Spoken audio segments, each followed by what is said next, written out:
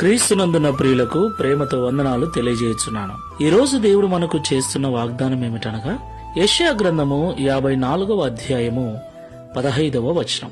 నీకు విరోధముగా గుంపు కూడువారు నీ పక్షపు వారగుదురు. ఆమేన్.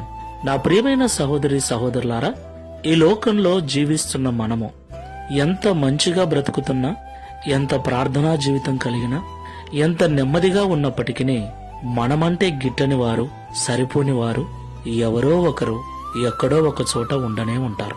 అవును ప్రియులారా, మనము నీతిగా ఉండటం నచ్చనివారో, మనము ప్రార్థనాపరంగా ఉండటం నచ్చనివారో, ఏదో ఒక కారణాన్ని బట్టి మనల్ని ద్వేషించేవారు ఉంటారు.